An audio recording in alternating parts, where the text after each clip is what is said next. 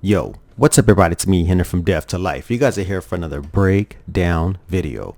And sorry you guys, I've been out of the loop. YouTube has been playing with my account, striking me and actually terminating 2 accounts already. And I wanted to upload this on a bigger channel, but I'm going to have to upload it on all the backups, folks.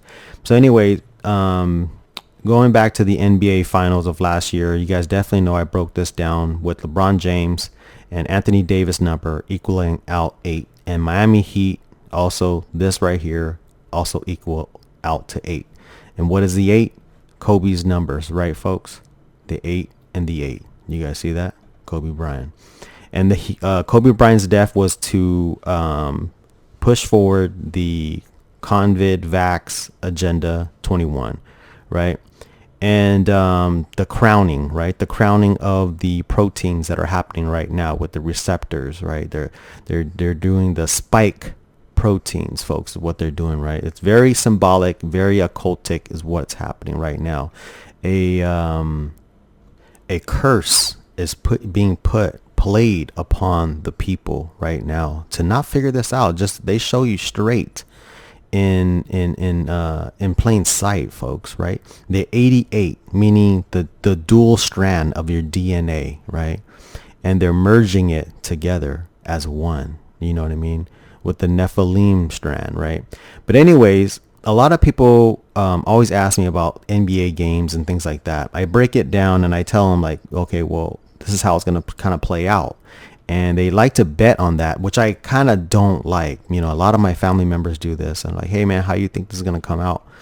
And I already knew the Suns was going to beat the Lakers, right?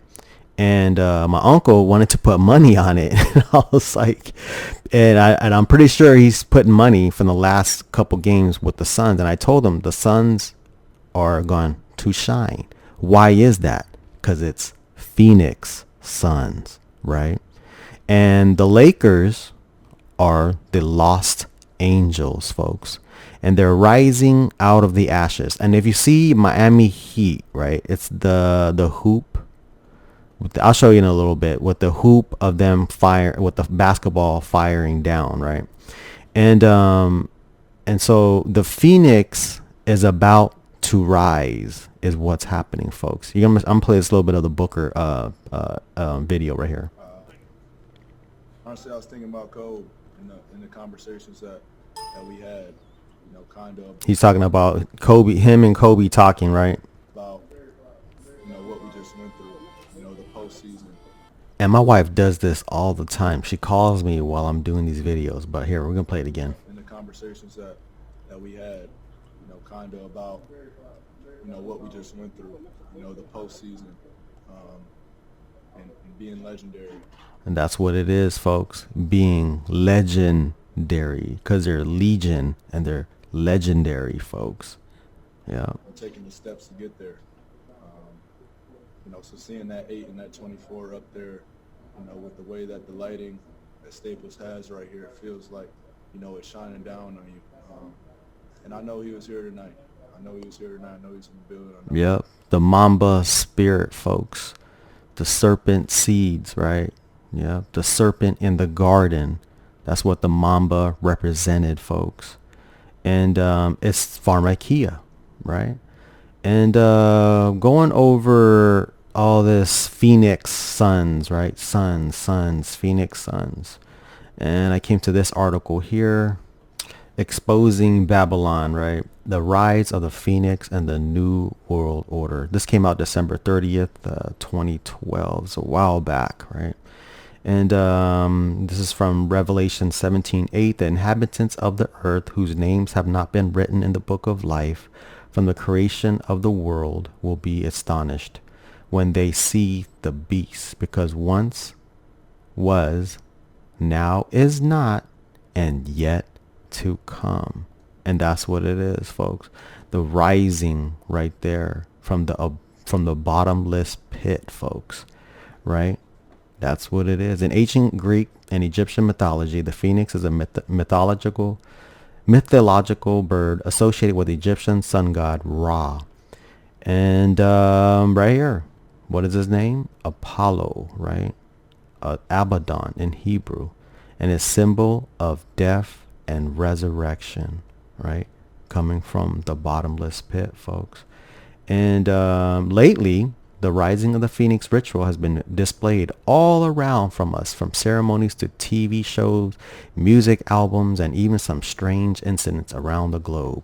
The question, why? According to Manly P. Hall, 33rd degree Freemason, the Phoenix will rise again. And yeah, you guys can go ahead and read his books right here. And you guys definitely seen it, right? The occultic, Illuminati, straight up in people's faces. The rise of the Phoenix, right? Isn't that crazy? This is not all by accident, but all by design, right? They're birthing a new race. And my internet just went out. Isn't that crazy, folks? Come on, man. Hold on.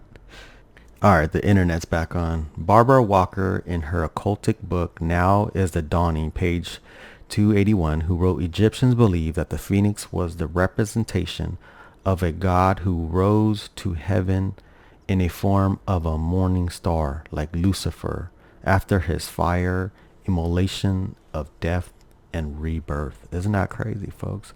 Satanic pyramids, all in the shows, all on, like, you know, the football games, Super Bowls, all that. Now you get the Lakers, right? They lost to the Phoenix, right? They're rising out of the ashes, folks, right? And let me go back. So the talk of the town was, why was Suns DeAndre Alton dunk legal NBA play? To me, that was illegal. You know what I mean? He threw it right above the rim. The ball's in play, right? And he threw it above the rim, where you're not supposed to touch the ball when it's in the cylinder, right? So whether it's legal or illegal, to me, it's illegal. I played ball almost all my life, folks, right? And I seen this type of play many times, you know what I mean? And the ref would definitely call this a interference with the ball, you know what I mean? So so you definitely know the controllers will not let this game get out of hand, right? They control everything, folks. So there's another game here where they don't call goaltending when the ball is bouncing on the rim and he pulls it off the rim. You guys see that? And you guys have like NBA games where they're winking at the players when they make calls for these people. I mean, the whole game is not rigged. You know what I mean? They only need a couple and a few players in the game to have it rigged, right? And I know you guys have heard of this theory, right? So anyways, there was a chance for what was it? For the Clippers to tie the game, right? To come back, right? And Paul George, which is a great shooter in the NBA, amazing shooter, right? Real high on free throws. Free throws are cakewalks to him, right? And he goes up to the line and he misses both free throws, folks. I don't want to play it, but I might get a strike. And or I don't know, maybe I should show it. But anyways, he misses both free throws, right? And he sits there and he's like, what in the world? So everybody's ragging on him, saying, why did you miss this free throw? But there's a reason why he missed this free throw, folks. Let me just center this real quick. Make a shot from anywhere on the court. Is it magic or is it magnets? Tiny magnets placed on the ball, ensuring a strong attraction to the metal rim. Watch. And when Ben needs more magnets, Ben gets more magnets. Yep. So they were running the magnet show, folks. Remember how when Kobe's last game, he was throwing up anything, anywhere, anyhow, reversal, turnaround jumpers, fadeaways. He was half court. Man, he could have made anything. And they were all going in. He made like 60-something points, folks. But Paul George didn't miss those 2 free throws. You know what I mean? Because it's rigged. And that's critical, because now if it's the second one, Suns only needed 2 to tie it. And they've already given up a free throw. Crowder and Ayton along the free throw lane to make sure they secure it if he misses another.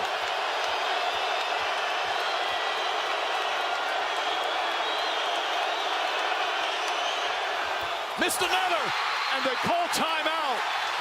Paul George misses a pair, and the Suns with a chance to win it with 7 points.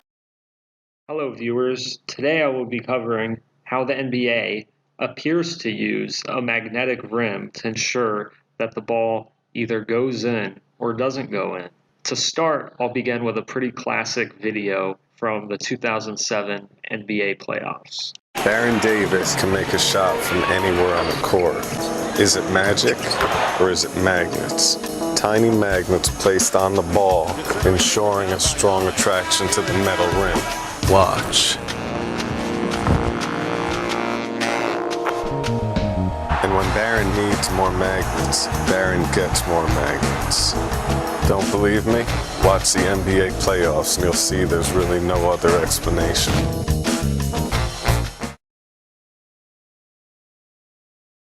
Okay, the first one's Philadelphia versus Toronto. Look at the shot. Ball bounces, bounces again, bounces to the other side, drops in. That's not natural. Ball bounces up. It's not going to bounce to the other side of the rim after, not on the first bounce, the second bounce, and then goes to the other side of the rim and then drops inside. Okay, another game winner. Look at the shot. Yeah, I'll slow it down. It's hard to see. He takes the shot. It's the ball sailing. The ball's short. And then you can see right about here, the ball pulls out and then it goes in. You know what's coming next, folks. Is it magic or is it magnets? This one is absolutely ridiculous. It's actually the one that woke me up to the magnet hoax with the NBA.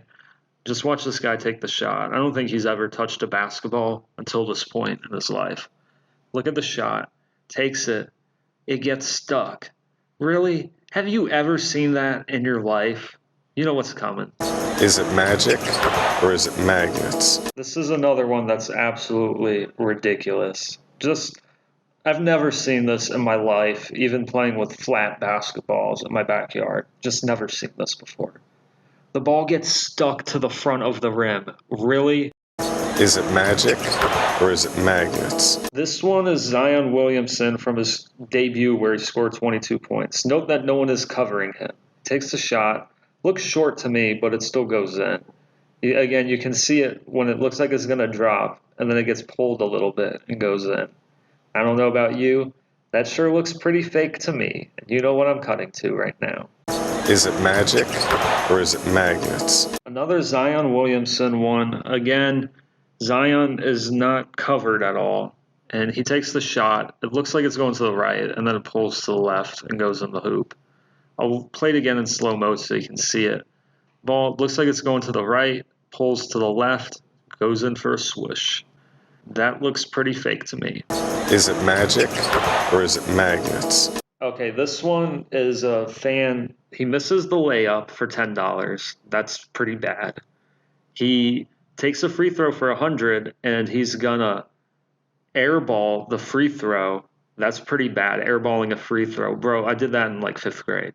He takes a 3-point shot and airballs it by a mile. He wasn't even close. So, I mean, the magnet, that ain't going to help. You need to at least get it somewhat close to the rim for the magnet to work. But here he goes for the half-court shot. And, okay, he's dribbling. I don't think this guy's ever touched a basketball until this point. And look at that. He makes the half-court shot. Do you believe that? The guy that airballed a free throw makes a half-court shot on the first try? I don't think so. And you know what I always say. Is it magic or is it magnets?